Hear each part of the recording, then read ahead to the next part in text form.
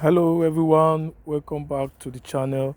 We unpack the most important stories in Nigerian politics today. We are diving straight into the hottest debate in the country, the possible political comeback of former President Goodluck Jonathan. Rumors have been going around, meetings have been held behind closed doors, and Jonathan himself has been more visible in political cycles lately. But his potential return has sparked mixed reactions. Now, from excitement among his supporters to harsh criticism from those who believe his time has passed. So today we'll break down Jonathan's recent moves, the criticism again, the argument in his favor, and what a 2027 race could actually look like if he steps in. In recent months, former President Goodluck Jonathan has been making headlines again. He's been spotted attending high-profile events, engaging in strategic consultations, and reconnecting with key stakeholders across the country, Nigeria. Many analysts believe these are not random appearances, but deliberate moves to test the waters for 2027.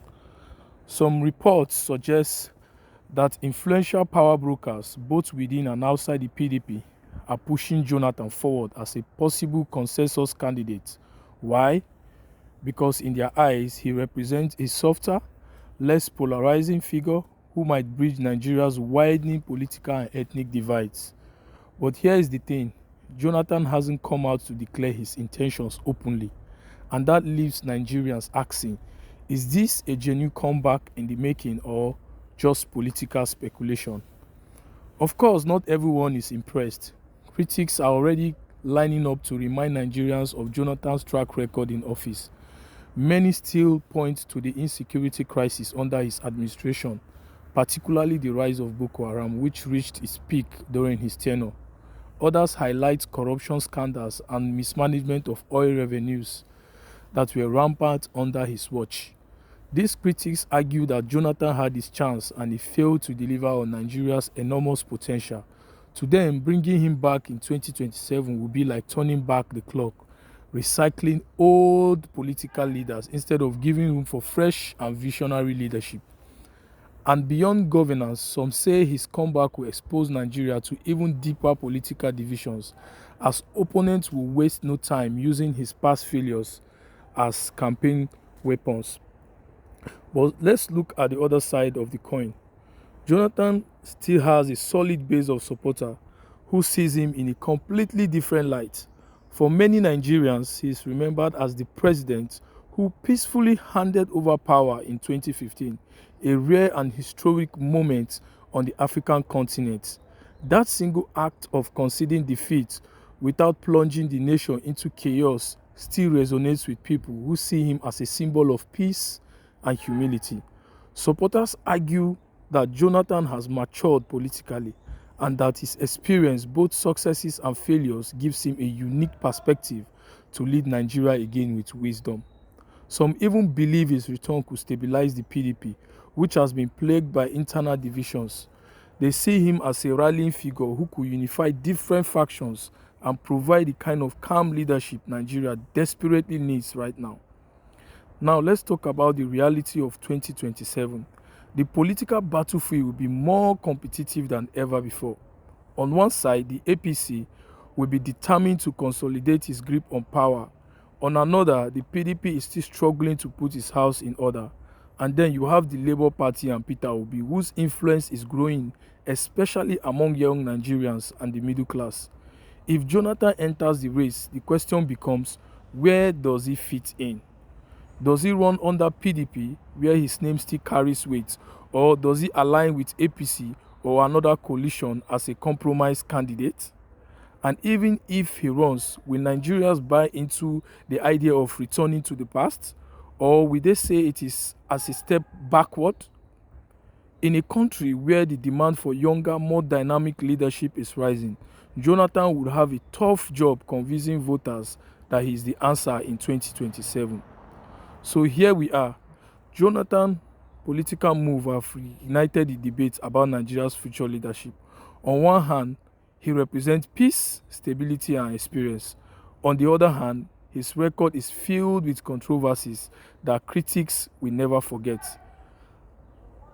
The real question is, will Nigeria give him another chance, or will they demand something entirely different in 2027?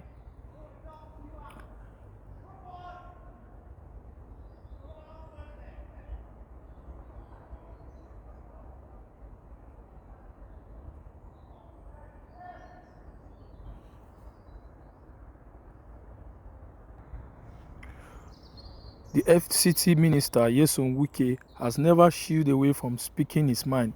He reportedly advised Jonathan against contesting in 2027 election last week. According to him, Nigeria's political landscape has shifted drastically since Jonathan left office in 2015. And let's be honest, Jonathan's last administration is still remembered for certain controversies around corruption, insecurity, and economic decline.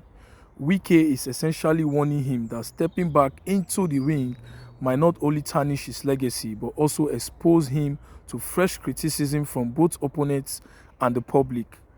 But here is the political angle many people are talking about. Wike himself has become a major power broker in Nigerian politics.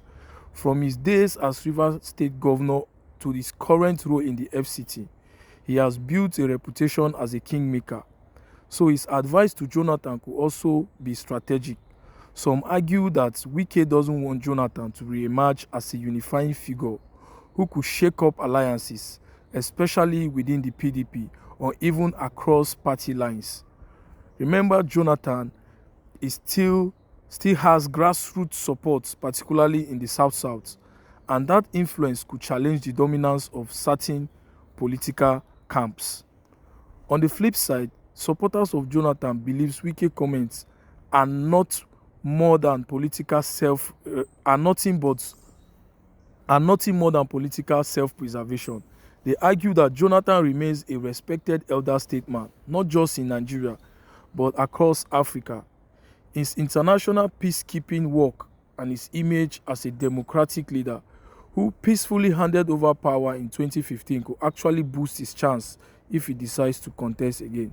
In this view, Wike's advice is less about Jonathan's interest and more about ensuring the current power dynamics. Now, what does this mean for 2027 presidential election race? If Jonathan takes Wike's advice, he stays out of the contest and retains his global statesman status. But if he ignores it and decides to run, we could be looking at one of the most dramatic comebacks in Nigeria's political history. Either way, Wike's advice has once again shown us the depth of influence that he wields in shaping the national conversation. The big question is, will Jonathan listen, or will he shock the political class with a move nobody expects? So here we are. Jonathan moves have recently reignited all this conversation. So what do you think, guys? Do you think it is right for him to come out, or for him to accept Wike's advice and stay out of Nigerian politics? Please let us know what you think. You can like and comment. Thank you.